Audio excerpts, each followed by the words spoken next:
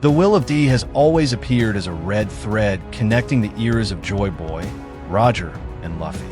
From the glimpses of Emu during the Elbaf arc to Roger's realization that the world must be turned upside down, it's becoming clearer that the central conflict in One Piece revolves around a clash between those who embrace mortality and pass on their will, and the immortal figure who refuses death and maintains absolute control over the world. Roger, Rox, Odin, and Ace each prove that the meaning of the will of D is more than just a name. It's a way of life. The courage to die for an ideal that will be inherited by the next generation. Meanwhile, Emu represents the complete opposite, a will that imprisons the world in fear and stagnation. Caught between the inherited will and the eternal power, Roger's journey becomes the key to understanding the story's true direction. He traveled the world, uncovered its lost history, and yet chose to die because his time had not yet come. That choice sparked the Great Pirate Era, inspiring a new generation strong enough to one day awaken Nika's light. From this, it's clear that Luffy isn't just an adventurer chasing Laugh Tale, but the final inheritor of a legacy that began with Joy Boy. The grand battle between light and darkness, between the will of D and Emu's will, is reaching its peak, with Elbaf set to become the stage where the true meanings of death, legacy, and rebirth are finally revealed.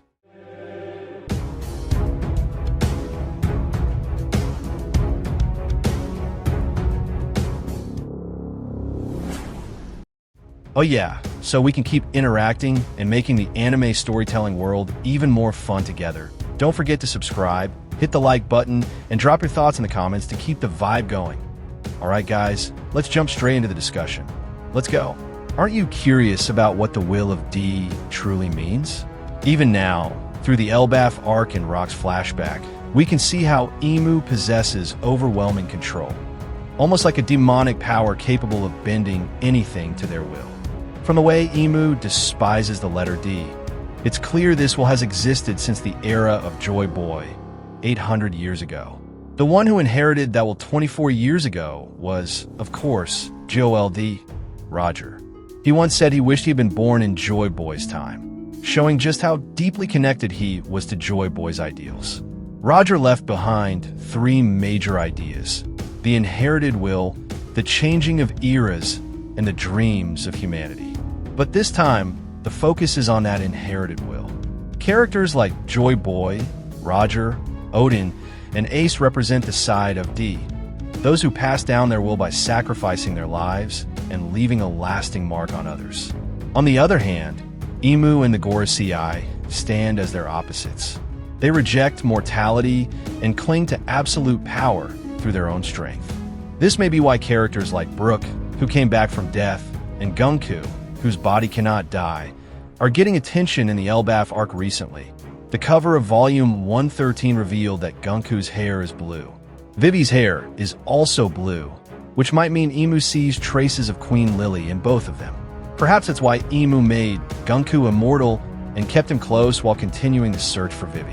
Whatever the case, it's becoming clearer that the upcoming battle in Elbaf will dive deeper into the themes of death and the will of D.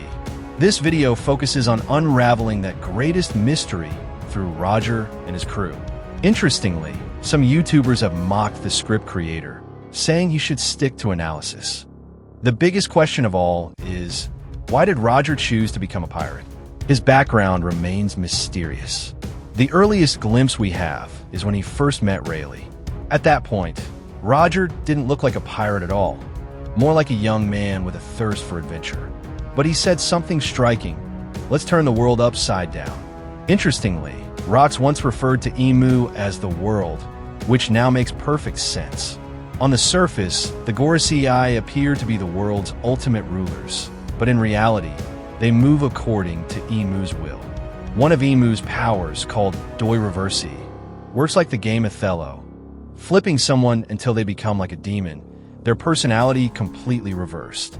This idea of reversal fits perfectly with Roger's words. It means Roger truly wanted to flip the world controlled by Emu. If Emu represents the world itself, then to turn the world upside down, Emu must be overthrown. Monkey D. Dragon seems to understand this. When he founded the Revolutionary Army, their flag showed a simple sword. But now, the design has changed.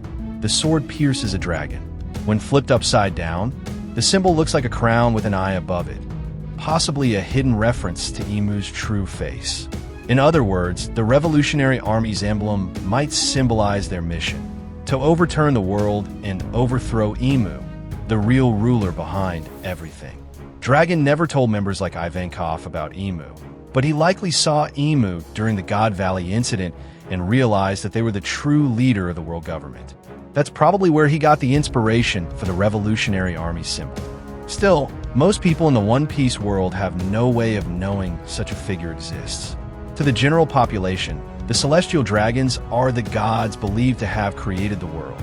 But somehow, even before Roger reached Laugh Tale and learned the world's true history, he already knew it needed to be turned upside down.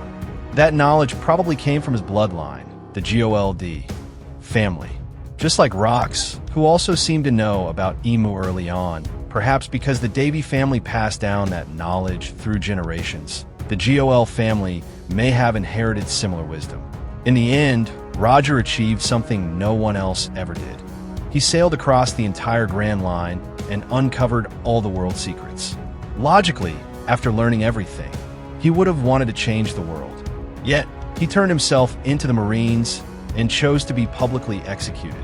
Though he was sick, his main reason was clear in his words. We were too early.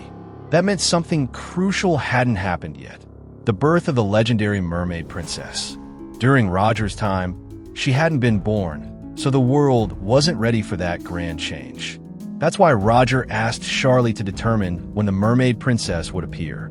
Roger believed that in the era of the mermaid princess, a child would be born with the same spirit as him and Joy Boy. This is where the importance of the Nika Devil fruit comes in. Why didn't that fruit end up with Roger, even though he inherited Joy Boy's will? Because it wasn't time yet. Roger must have realized that the fruit was destined for his true successor. And that's where Shanks' role as the messenger of fate comes in. The problem is, the Nika fruit hadn't awakened in 800 years. Even if someone inherited Joy Boy's or Roger's will, without the fruit's awakening, their dream could never come true. The answer lies in the start of the Great Pirate Era. Kaido once explained that awakening a devil fruit requires both the heart and body to grow. That means even if someone has strong willpower and big dreams, they can't awaken their fruit unless they've grown enough physically. To create the right conditions for that awakening, Roger left his treasure on the Grand Line and encouraged people to seek it.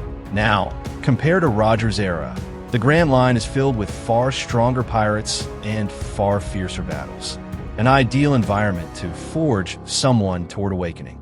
Luffy has faced countless obstacles, Yonko, Shichibukai, and even the worst generation, and every one of them has only made him stronger, pushing his body and spirit to the point of awakening.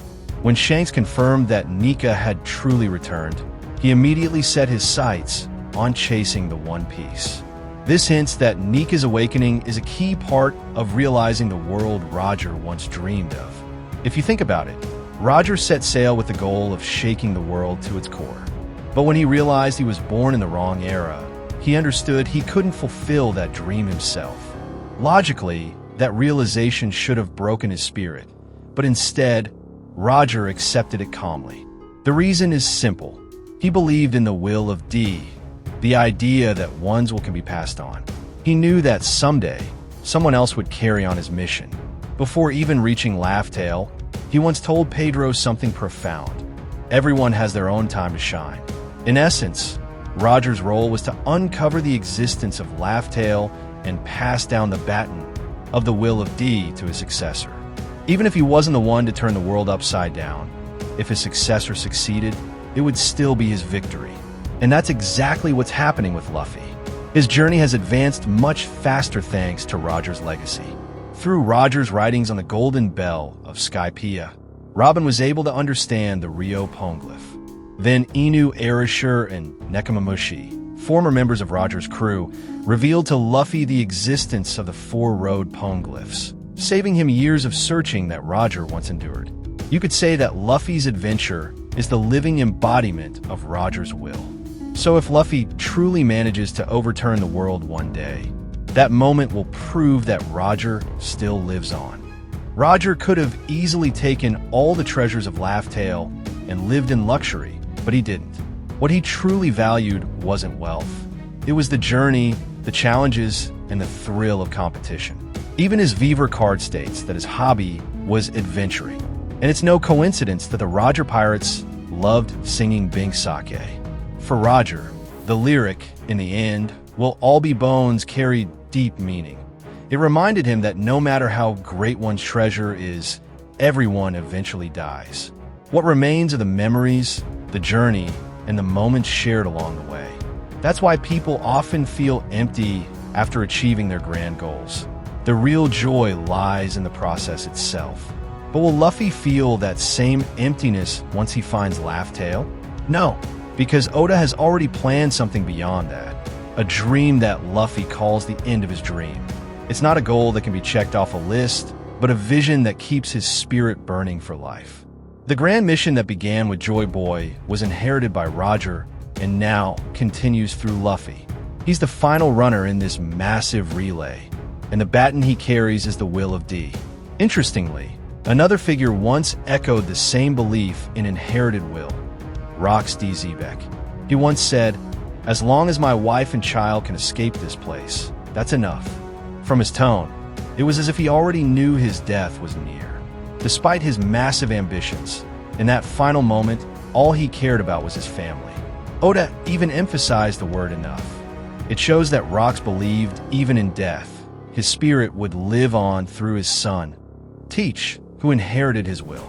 This connects perfectly with Teach's Jolly Roger, 3 skulls. Each skull represents a generation of will. Teach himself, Rox whose ambition he carries, and Davy Jones, the legendary figure Rox revered. This suggests that the D who carry the will of Dawn are heirs to Joy Boy, while those who bear the will of Dusk follow Davy Jones, representing darkness. The clash between Luffy and Blackbeard has been foreshadowed for a long time. Even in their first meeting in Mocktown, their differences stood out.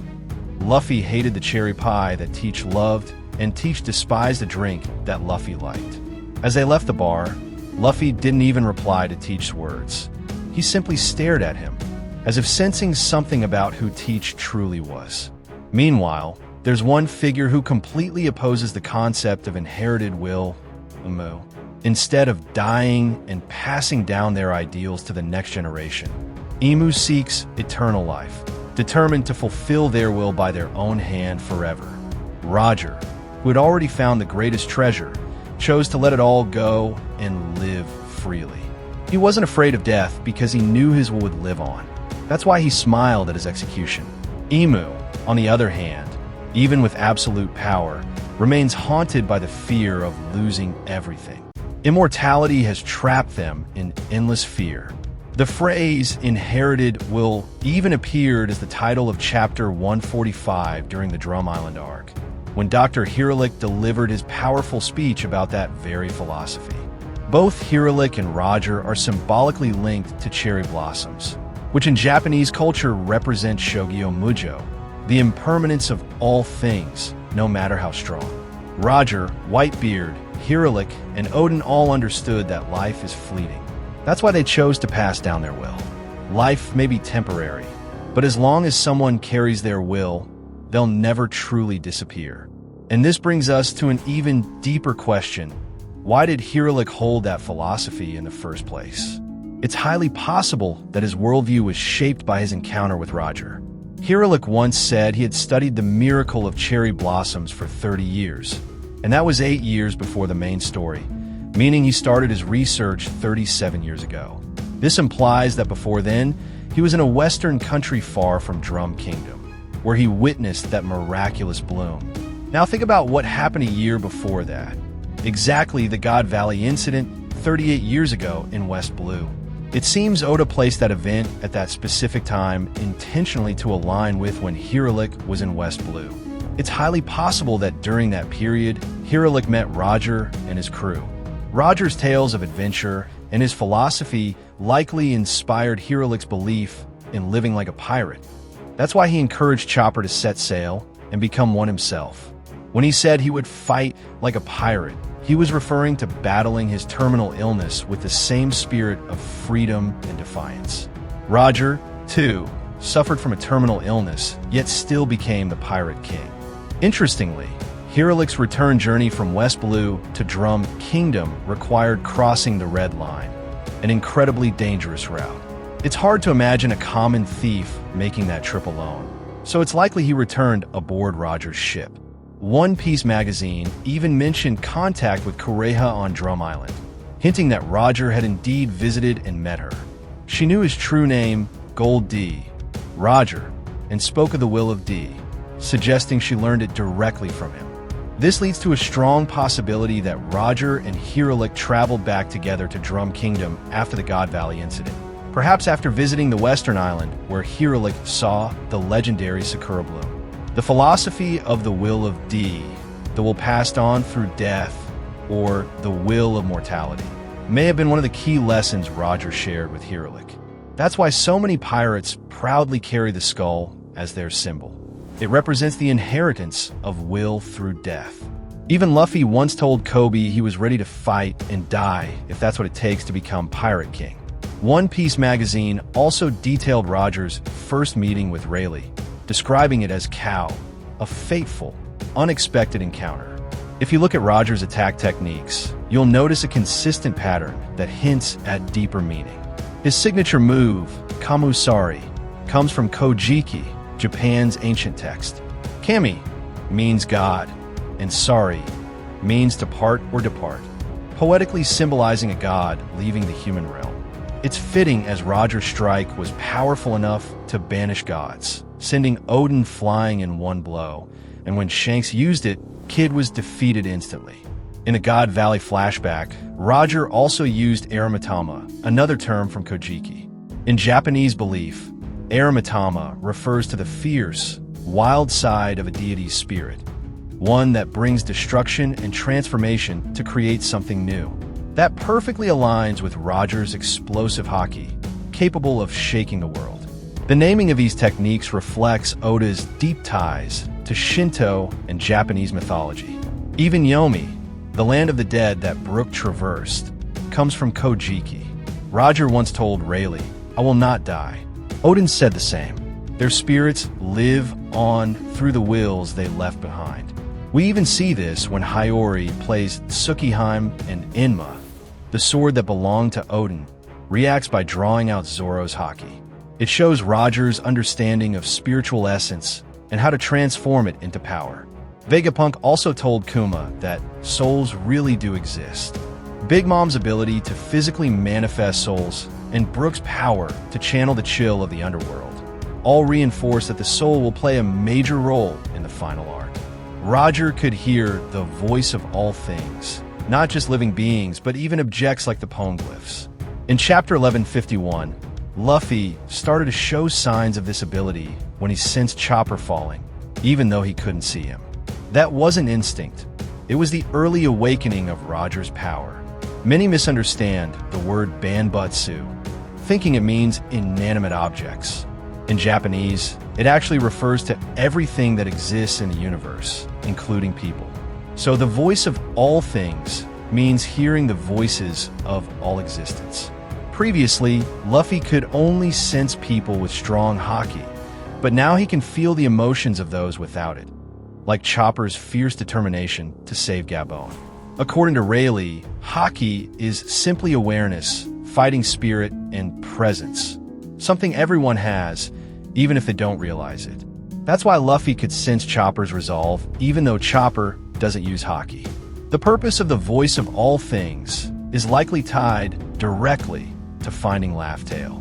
Inuarashi once said Laugh Tale is an invisible island. If it were an ordinary island, it would have been found long ago. Interestingly, promotional material from Film Red mentioned that Conqueror's haki can suppress one's presence so completely that it becomes undetectable even to observation haki. If Joy Boy had haki that strong, it makes perfect sense why Laugh Tale could be hidden behind a veil that erases its existence from the world. To find it, reading the poneglyphs alone won't be enough. One must also be able to hear the voices of unseen things. When Luffy fully masters that ability, he'll finally uncover Laugh Tale.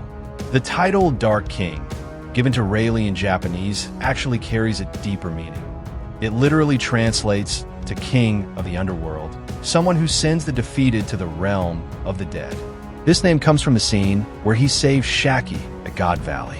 Interestingly, the Japanese term Meo, used for that title, is also the same word used for Pluto, the dwarf planet. Meanwhile, Luffy is nicknamed a supernova, which also has cosmic undertones. If Luffy represents the sun, then his time skip crew can be symbolized as the 8 planets orbiting him. In that analogy, Rayleigh as Pluto protects the sun from afar, just like he trained Luffy and saved the crew from Borsalino's attack. Even Teach, Blackbeard, carries a symbolic connection.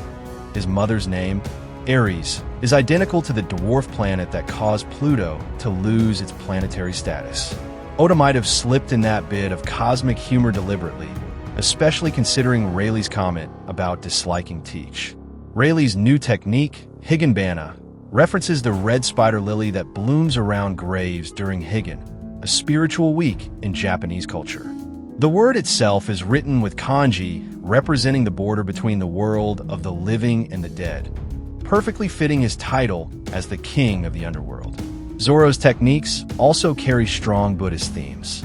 Sanzen Sekai means 3,000 worlds. Kakujo Odo contains the word Koku, one of the Buddhist hells, and Rokudo no Tsujin means the crossroads of 6 realms of reincarnation.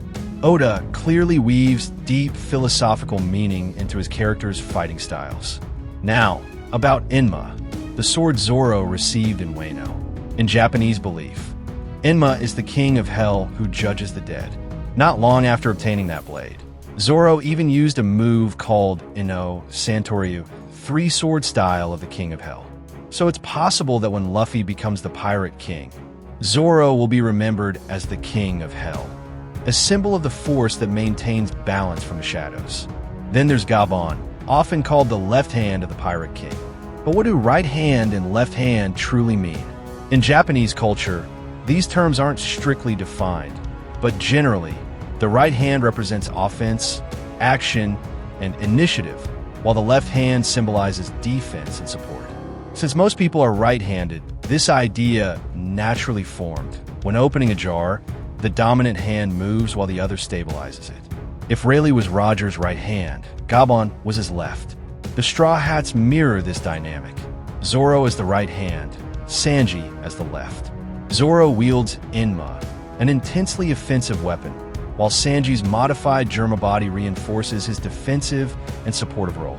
Still, Oda has never officially labeled either of them as such, leaving fans to wonder how history will ultimately define their positions when the story concludes. Hadrudin even called Gabon and Rayleigh the Ryo-Yoku of the Pirate King, literally both wings. They were the two who stood by the captain's sides, supporting his reign. That's why Robin once described Sanji as one of the wings of the future Pirate King.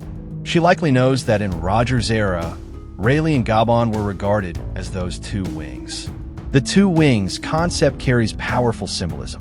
Think of the myth of Icarus. His father Daedalus crafted wings of feathers and wax, but Icarus flew too close to the sun and fell.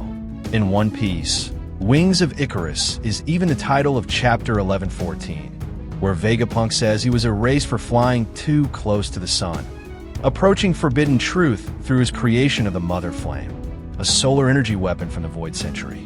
Because he crossed that line, the world government erased him. The message is clear.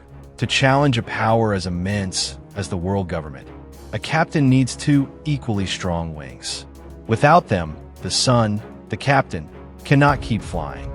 Roger became Pirate King because those wings always supported him. Likewise, Luffy's growth depends on his 2 strongest crewmates who constantly face the toughest enemies in every arc. In contrast, Rocksteady, Zebek never had 2 true wings. He lacked loyal right and left hands, which may explain his downfall. Whitebeard came closest, but as he once said, Who said I was your subordinate? He never saw himself as support. If Lafitte truly is Teach's right hand, it's fascinating because he literally has wings, perhaps symbolizing the moment when Blackbeard's crew will shake the world. From that lens, maybe Joy Boy 800 years ago also had two wings, trusted allies who either vanished or betrayed him, leading to his defeat. And if one of those wings was an ancestor of the Figureland family, it would make for an incredible twist. Next, let's look at Gabon's technique from a linguistic angle. When he appears in Elbaf, instead of meeting the Straw Hats directly, he tests them, forcing them to steal Loki's handcuff key first. Through that fight, his sharp observation haki stands out, showing how decades of refinement never faded. During that battle, Gabon uses a move called Yeso Takaru. Yeso means 80, but in Old Japanese, the number often symbolizes many or countless. That fits perfectly, since the technique unleashes countless slashes. There's even a phrase, USO Hapayaka, literally 800 lies, meaning a bunch of lies. So when Usopp claims to have 8,000 followers, it's not random. 8 and 80 are used as symbols of abundance. Even his father's name, Yasop, probably shares the same linguistic root. The second part, Takaru, means mighty leader or valiant commander. The same kanji can also read as Fukuro, meaning owl, a symbol of wisdom and strength. It's also the kanji used for high military ranks like Fleet Admiral. Historically, Yamato Takaru was a legendary warrior feared even by emperors. The name Takaru also appears in One Piece as the name of Yamato's Iron Club. Oda likely drew inspiration from that legendary figure when creating both Yamato and her weapon. There's another reason Gabon used such a massive technique. He wanted to push Luffy to fight seriously. Once he saw Luffy transform into his white Nika form, Gabon immediately surrendered. That reaction reveals how well Roger's former crewmates understood what they were witnessing. The long-awaited return of Nika, the very thing Roger had once spoken of. The one who told Gabon about Luffy's awakening was none other than Shanks. Shanks actually met Gabon in Elbaf around 14 years ago and told him all about his adventures. But one key detail stood out, a mark on his left arm identical to the emblem seen on Sar's and Kyringham's uniforms. It's unclear if this is the same Kyring mark said to allow passage through the mysterious abyss, but given that Shanks once stayed in Mariajoa, it's very possible. In Roger's flashback, young Shanks wore short sleeves, and no mark was visible near his elbow. So logically, the mark appeared after his time in Mariajoa. Still, as discussed before, Shanks' goal had nothing to do with the Celestial Dragons. His true mission was to fulfill Roger's dream, to turn the world upside down. What's interesting is how casually Shanks told Gabon about living in Mariajoa. Gabon even called him a child of fate. That probably refers to Shanks' celestial dragon bloodline, born among the gods but raised by pirates. His life seems to flow along the current of destiny itself. In Odin's flashback, Shanks is seen crying after Roger says something to him. That may have been the moment Roger revealed Shanks' origins, his lineage, and the true history of the world. So why did Shanks return to Mariajoa? The likely answer lies in his mission to complete Roger's dream. To do that, Shanks needed to understand the world from the government's perspective. Interestingly, Kazan once did something similar. When he met Smoker at Punk Hazard, Kazan said there were things he could only do after leaving the Marines, by observing justice from the outside. He even joined Blackbeard's crew to pursue his own sense of justice, no matter how controversial it seemed. Shanks likely did the reverse, using his celestial blood to infiltrate the very system opposing Roger's ideals. By understanding the world from within, he could find a way to fulfill his captain's will. And the answers he sought seemed to lie in Elbaf, especially concerning the god the giants worship. If Shanks still had ties to the Holy Knights, it's not impossible that he obtained classified intel about the Goma Goma no Mi being transported under Who's guard. That would explain how he targeted that ship so precisely. Now let's revisit one of the great Roger mysteries, the giant egg aboard the Oro Jackson. In the Elbaf flashback, when Roger's crew appears, the egg is already there. At Sabaody, Brooke once mentioned he had heard the name Gold Roger. Since the Rumbar pirates sailed 52 years ago, Roger was likely becoming famous around that same period. Considering his ship's design, it was clearly the Oro Jackson. So between 52 to 44 years ago, Roger met Tom, received the Oro Jackson, and somehow obtained that giant egg. But what was that egg? One strong theory is that it contained a mythical bird. Oda often draws from his earlier one-shots like Gil Badar and Ryuma. One such work featured a mystical bird named Ruku from Romance Dawn. The name Ruku itself comes from Rak, the massive white bird of Middle Eastern and Indian Ocean mythology. Given that, the giant egg size on the Oro Jackson makes perfect sense. We don't know where the Oro Jackson is now, but after the crew disbanded, someone must have guarded the egg. The most likely person is Gabon. Perhaps that's why he stayed in Elbaf to watch over it. The carvings around Elbaf's homes and gates even show rock-like motifs, linking the egg to their culture. It's possible that Shanks eventually took the creature under his care. The Elbaf Guardians said Shanks often visited, perhaps because Gabon told him the egg was about to hatch and Shanks wanted to witness it. Another clue supports this theory, the change in Shanks' sword. He now wields Griffin, whose hilt and scabbard differ from the sword he had 12 years ago. His old sword was simpler, with a blue sheath. When Ace met Shanks 5 years ago, Shanks was already using Griffin. So the switch happened sometime between 12 and 5 years ago. What if that change is tied to the eggs hatching? In Romance Dawn, the bird Ruku possessed mystical power flowing through its blood. Applied to One Piece, such a creature might have a devil fruit-like ability. After hatching, Shanks may have forged Griffin using the bird's power, or even granted it a devil fruit, allowing the creature to transform into a sword. If that's true, Griffin is literally a blade born from a mythical bird. Expanding that idea, Shanks' twin, Shamrock, might have done something similar using Cerberus' power, making them polar opposites, one representing the heavens, the other the underworld. There's even a moment where Shanks attends a wedding with a sword that isn't Griffin. It resembles his old one from 12 years ago. In your earlier theory, you suggested he was speaking to a giant, but given all this, perhaps he was talking to that same mythical bird, returned to its true form. Even more intriguing, in the Elbaf arc, we see Luffy and his crew carried by a massive black bird named Mugon. It's possible that 2 years earlier, during the Marineford War, a similar creature, the one hatched for the Oro Jackson's egg, was the very being that carried the Red Force back from the New World to the Grand Line. Thank you so much for sticking with the story till the end. If you have any questions, feel free to write them down in the comment section below. Thanks again for watching, and see you in the next one.